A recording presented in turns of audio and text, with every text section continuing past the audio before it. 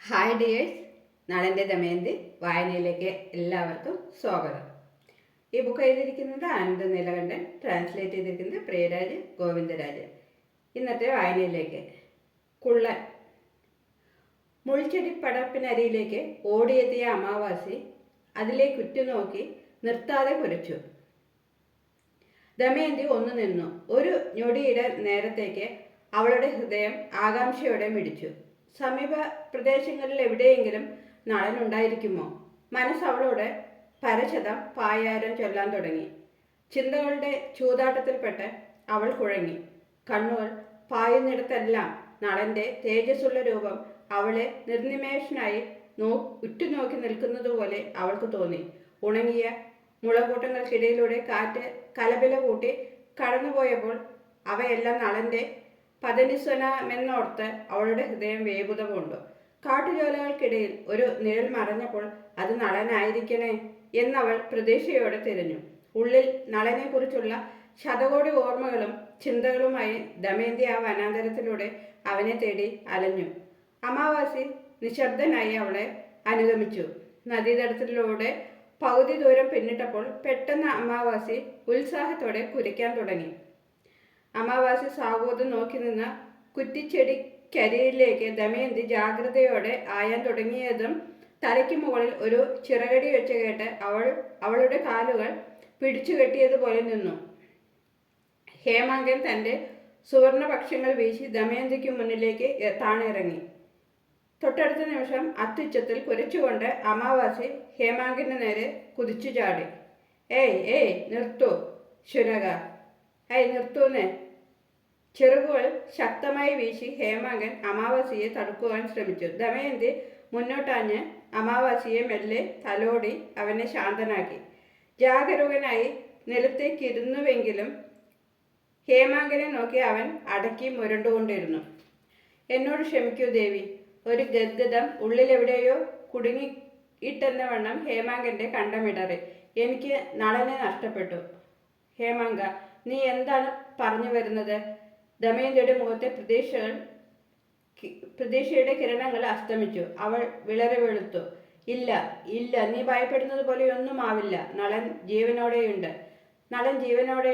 നീ നളനെ കണ്ടുവോ? അത് പിന്നെ ഇല്ല. പക്ഷെ നളൻ എവിടെയോ ജീവനോടെയുണ്ട്. അദ്ദേഹം ഇപ്പോൾ നിങ്ങളെ തേടി അലയുകയാവാം. പക്ഷെ അദ്ദേഹം എവിടെയാണെന്ന് എനിക്ക് മനസ്സിലാക്കുവാൻ കഴിയുന്നില്ല.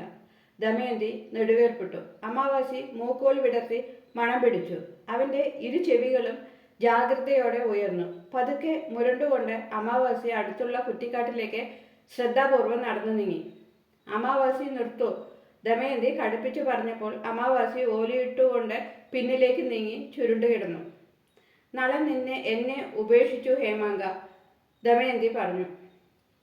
നളനെ കുറ്റപ്പെടുത്താനാവില്ലല്ലോ നമുക്ക്, ഹേമാങ്കൻ ശ്രദ്ധയോടെ പറഞ്ഞു. ഭീരു, ദമയന്തി കോപം കൊണ്ട് പോഞ്ഞു. ദമയന്തിയുടെ ജീവിതത്തിൽ നളൻ ചേർന്ന് നിൽക്കുമ്പോൾ കലിയുടെ ക്രോധം നിങ്ങളെ വിടാതെ പിന്തുടരുമെന്ന് നളൻ ഭയപ്പെടുന്നുണ്ടാവാം. നിങ്ങൾ മറ്റാരെയെങ്കിലും വിവാഹം ചെയ്ത് മൃത്യുവിനല്ലാതെ മറ്റൊന്നിനും ഞങ്ങളെ വേർപിരിക്കാനാവില്ല. അധികകാലം അദ്ദേഹത്തിന് മറഞ്ഞിരിക്കാൻ കഴിയില്ല. അദ്ദേഹത്തെ കണ്ടെത്തൂ ഹേമാങ്ക. എന്നിട്ട് അദ്ദേഹത്തോട് ഇങ്ങനെ പറയൂ, കലിയുടെ രുദ്രതാണ്ഡവത്തെ നമുക്കൊന്നിച്ചു നിന്ന് ധീരമായി നേരിടാമെന്ന്. കാതു പൊട്ടുമാളുച്ചത്തിൽ അതിഘോരമായി കുരിച്ചുകൊണ്ട് അമാവാസി പൊന്തക്കാട്ടിലേക്ക് കുതിച്ചു ചാടി. വിഭ്രമാത്മകമായ ഒരു നിലവിളി ആ പൊന്തക്കാട്ടിൽ നിന്നും ഉയർന്നു. കണ്ടാൽ അറയ്ക്കുന്ന എന്തോ ഒന്നിനെ അമാവാസി ആ പൊന്തയിൽ നിന്നും പുറത്തേക്ക് കടിച്ചു വലിച്ചു കൊണ്ടുവന്നു. അമാവാസിയുടെ അതിശക്തമായ ആക്രമണത്തിൽ നിന്ന് രക്ഷപ്പെടാനുള്ള വ്യഗ്രതയിൽ ഒരു രൂപം നിലത്ത് കിടന്നുരുണ്ടു. ദമയന്തി തിടുക്കത്തിൽ അമാവാസിയെ പിന്നിലേക്ക് വലിച്ചു മാറ്റി. നിലത്തെ ഇളം പുല്ലിനു മുകളിൽ രക്തപങ്കിലമായി കിടക്കുന്ന ഒരു കുറിയ മനുഷ്യരൂപം അവൾ കണ്ടു. ദമയന്തി ആ രൂപത്തിനടുത്തേക്ക് ഓടിച്ചെന്നു. ആ കുഞ്ഞു മനുഷ്യൻ ബന്ധപ്പെട്ട് നിലത്തെഴുന്നേറ്റിരുന്നു. ദമയന്തിയുടെ മുഖത്തേക്ക് ഉറ്റുനോക്കി. ഒരു ഉൾക്കിടലത്തോടെ അവൾ മുഖം തിരിച്ചു. നളൻ തലകുനിച്ചു. തന്റെ രൂപം കണ്ടപ്പോൾ ദമയന്തിക്കുണ്ടായ മുഖത്തുണ്ടായ ഭാവമാറ്റം നളൻ വ്യക്തമായി കണ്ടു. തികഞ്ഞ അറപ്പ്. നീജ, നിങ്ങൾ എന്നെ ഒളിഞ്ഞു നോക്കുകയായിരുന്നു? ദമയന്തി ചോദിച്ചു. എൻ്റെ നായ നിങ്ങളെ കടിച്ചു കുടയാത്തത് മഹാഭാഗ്യം എന്ന് കരുതിക്കൊള്ളുക. ഹൃദയം നുറുങ്ങുന്ന വേദന സ്ഫുരിക്കുന്ന മിഴികളോടെ നളൻ ദമയന്തിയുടെ വാക്കുകൾ ശ്രമിച്ചു. അവളെ നോക്കി നിന്നു. ആ ഉത്കടവ്യത ദർശിച്ച ദമയന്തി ജാഗ്രതയോടെ അരികിലേക്ക് നീങ്ങി. ആ കുറുകിയ ശരീരത്തിലെ മുറിവുകളെ പരിശോധിക്കാൻ തുടങ്ങി. നളന്റെ നേത്രങ്ങൾ നീർക്കയങ്ങളായി. ഇങ്ങനെ തുറച്ചു നോക്കാതെ ഇരിക്കൂ, ദമയന്തി ചൊടിച്ചു. നളൻ മിഴികൾ താഴ്ത്തി. അയാൾ നിലത്തെഴിഞ്ഞ് എഴുന്നേറ്റ് നിന്നു. നിവർന്നു നിൽക്കുമ്പോൾ ദമയന്തിയുടെ തുടയ്ക്കൊപ്പം മാത്രമേ അയാൾക്ക് ഉയരമുണ്ടായിരുന്നുള്ളൂ. ഭാഗ്യവശാൽ പരിക്കുകളൊന്നും സാരമുള്ളതല്ല. ഇനി നിങ്ങൾ പോയിക്കൊള്ളുക, ദമയന്തി പറഞ്ഞു.